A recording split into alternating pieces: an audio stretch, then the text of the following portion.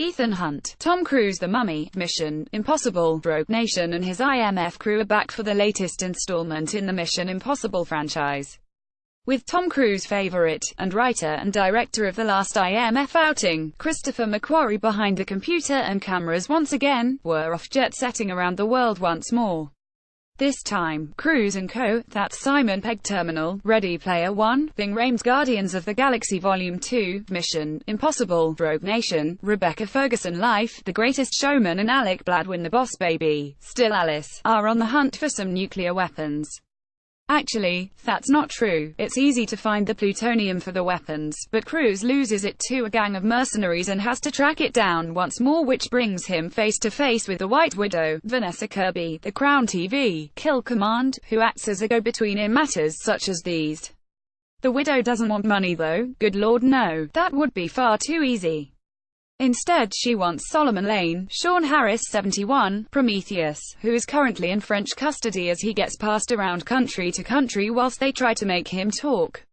Thrown into all this is Mr. Moustache himself, Henry Cavill Justice League, the man from U.N.C.L.E., who, not content with starring in the other IMF-style franchise from a bygone era, has decided to throw his weight into this one as well.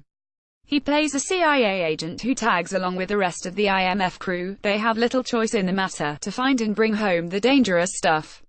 Obviously, none of this goes to plan, and so we get motorbike chases, car chases, helicopter chases, gun battles, knife, fist and so much more to bring this all to a conclusion. Let's start with the good. McQuarrie has brought his A-game to the party here. The direction is superb and his use of IMAX is simply fantastic.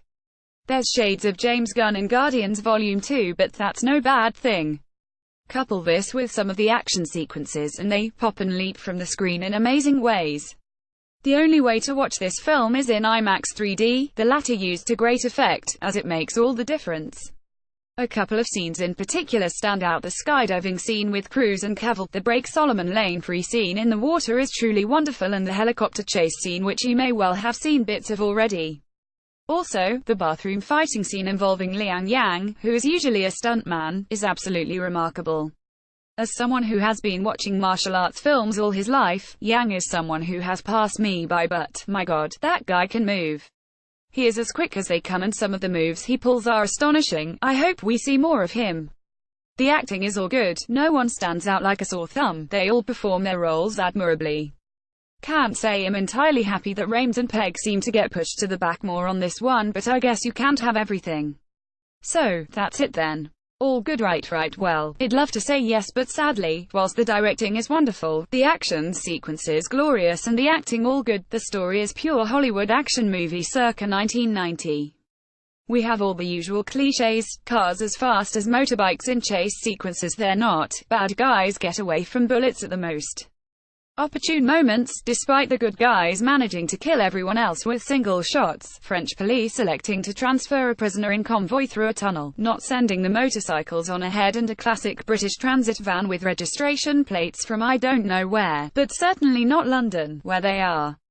If this sounds like nitpicking then maybe, but keep in mind, Mission Impossible Fallout is just shy of 2.5 hours long. All the nice IMAX action sequences still need something to pull it all together, and this is where it falls down.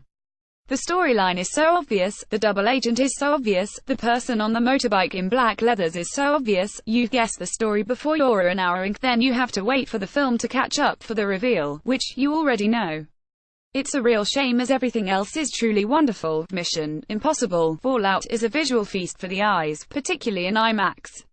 Shame they didn't spend as much time on the story.